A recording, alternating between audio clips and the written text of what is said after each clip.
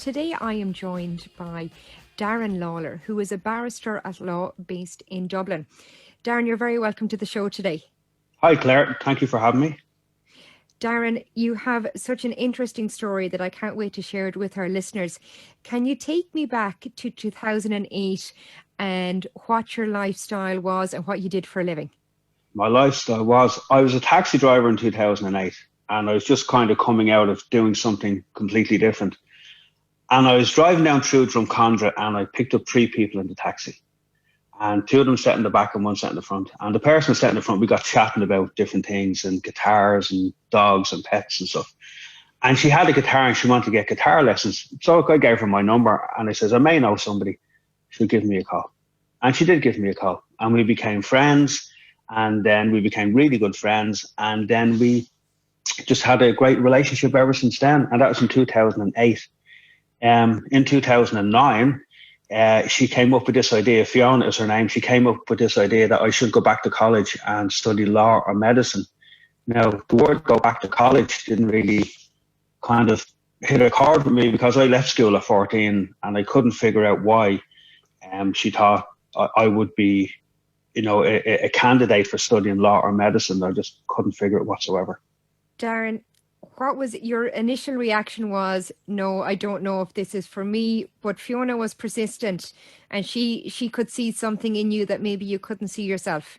Well, that's exactly it. I thought she was mad. I thought she was absolutely mad. Now, she does medicine. She's an assistant director of nursing in St. James's Hospital, and she was at that time as well. And so I could understand the medicine part because I did a lot of training years ago, weight training, and I was always into health. But the law, I just couldn't figure it, And so I took her advice, made an appointment to go to Dublin Business School. And I met with Barry Halton there. Barry's dead now, God rest him. And John O'Keefe. John O'Keefe was one of the deans there at the time, and he's now with City Colleges. I told him I've nothing. I've no education. I left school early, and in this kind of open day with all these people who went to school and who have different type jobs from taxi driving, and they says, come on in, we'll help you, we'll support you. And that's how it began. And Darren, had you an interest in law? Were you someone that would be watching kind of TV dramas about law, or would you have followed the big court cases in the media, or was this something that was just completely new to you? It was something that was completely new to me. I like when I used to watch the Late Late Show and debates would happen, or if I watched prime time and debates would happen, I used to be very interested in that because I used to be interested how people could give a very short answer to a very, let's say, difficult question. And I could also see how people could give a very long answer to a very short question and not answer the question. And that used to annoy me because I just couldn't understand why people just couldn't say what they mean and mean what they say. So the law thing, what frightened me most was going back to school. I left school at 14 and effectively I was going back to do a law degree. This was a fear I had going in because for me to read something, it really had to interest me to read.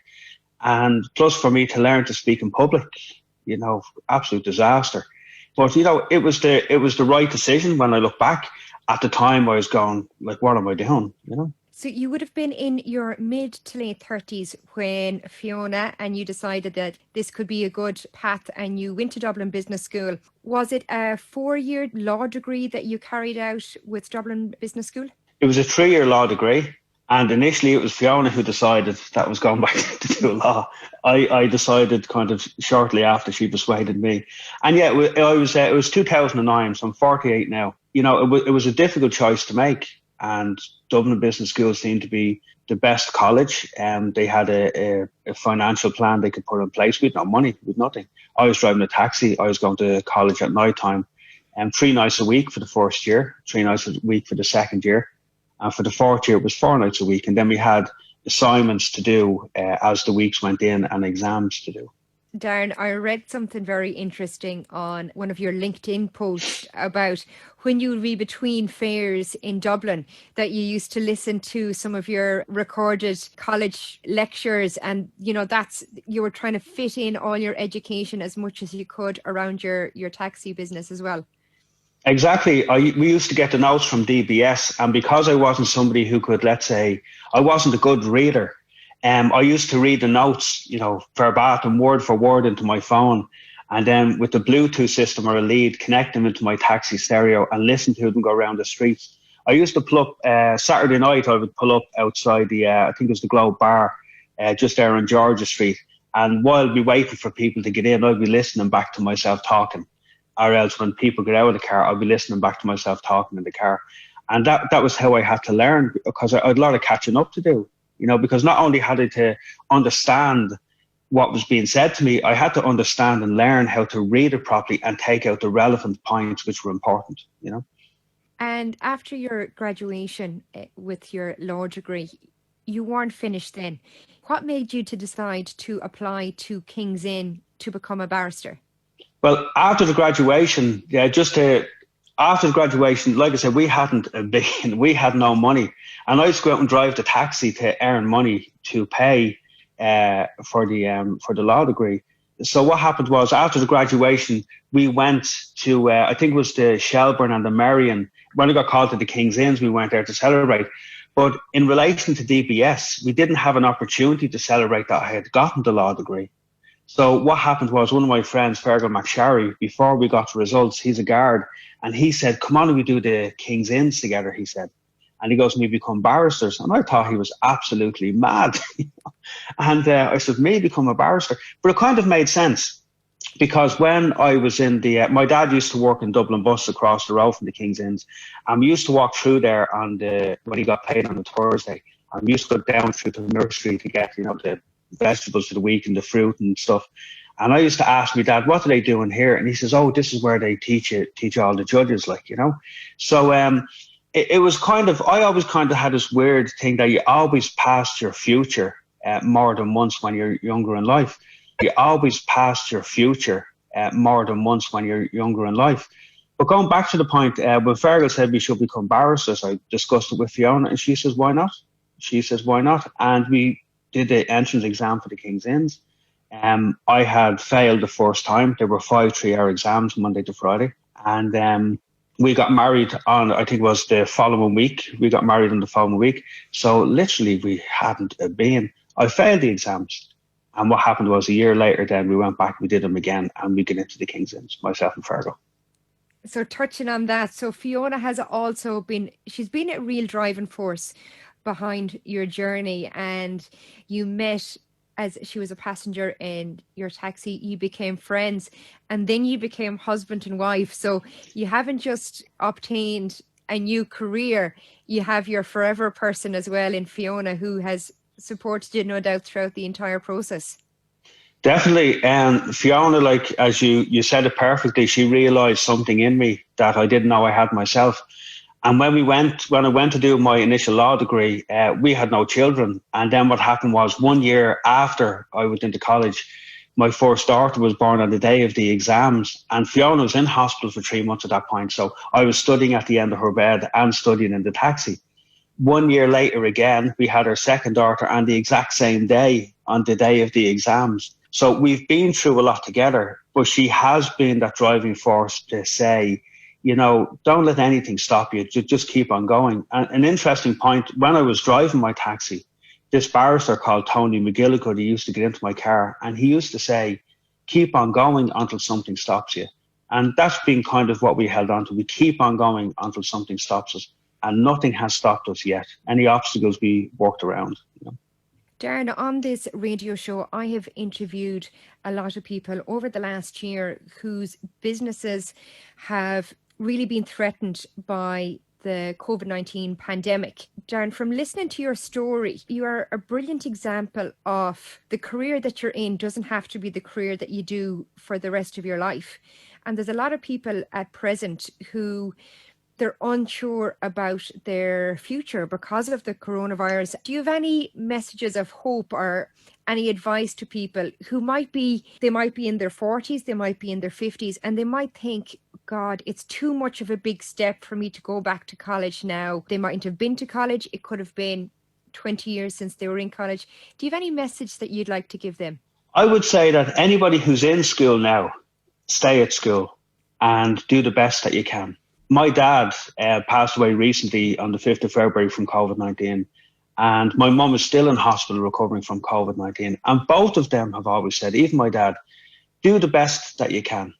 And that's all you can do. The Leaving Cert, and I think it was called the Intercert at my time, were very important exams to have. They are important exams, but they're not going to be exams that are going to stop you from doing what you want to do. I'm a perfect example of that. I did it backwards. I went to school late in life and I got my qualification where other people are getting their qualifications now. It is a difficult time for everybody. And that was one of the main reasons for sharing my post. People are going back to school. They're apprehensive, especially transition year students. They have a year off. They're meant to be taking placements. They can't. People normally come into the courts with me and they spend 1 week in the courts, and we take students in and we show them how the criminal justice system works. But now all that has stopped. They can virtually go and visit the courts now. The Bar Council have a brilliant transition year program, which is online at the moment. However, that doesn't stop people from having fears. I say to anybody, is that if you have something in your mind that you feel you want to do, just go off and do it. You can always pause it if you hit an obstacle and then re-continue again. But everybody's circumstances are different. Financially, we were very lucky. DBS and the King's Inns gave a financial plan in place so I could pay my fees as I went along. And that was one of my obstacles. The biggest one was I left school very early. Anybody who's in school now will make that transition, I think, a lot easier than what I did. Darren, you mentioned some of your posts there. Your LinkedIn page is absolutely fantastic. It gives great advice. It gives great insight how you became a barrister. We could nearly add influencer to your LinkedIn profile now, because your original post has over 290,000 views on it. Did you ever imagine it would get that much attention? Not a hope. No, I didn't. It's incredible. I've received over, I don't know, thousands of messages off people. One lady said she was going to do her FE1 exams on the Monday. She sent me a message on the Sunday and she hadn't got much hope. And reading my post, it gave her a boost. And I hope that she went in on the Monday. No, I didn't think it would have the reaction it had. But I'm just doing to people what they've done to me. When I was in my taxi in 2009, I was reading a law book. And this barrister got into the car called Luigi Ray. Now, Luigi Ray, I didn't know who Luigi Ray was. And he's one of the top criminal barristers in the country. And I was reading the book and he says to me, "Are you in trouble there, son?" You know? And I said, "No, I'm doing this law degree and, you know, I'm trying to get around it." So Luigi was getting into my car every now and then. I used to pull up outside the course. And a year later, he said to me, "If you come down to the bar," this was when I was only doing my degree, he says, "and if you're going to become a barrister, I'll take you on for the pupillage." And he wrote my name in the book. So if people are saying that I have influenced somebody, it's only because people have influenced me and supported me. So Fiona influenced me to become and to obtain the qualification I have now. Luigi Ray supported me through the whole journey and waited for me, because when I failed my exams going into the King's Inns, I had to go into the King's Inns a year later then, which means that my pupillage was pushed down the line by an extra year. So I'm only paying forward what other people have given to me. And if it's helped even one person, well, then my job is done, as far as I can see. Darren Lawler, Barrister at Law, it's been an absolute pleasure to have you on the Saturday show on Flirt FM, and I wish you all the success in the future. Thank you so much, Darren. Thank you very much, Claire. Take care. Now,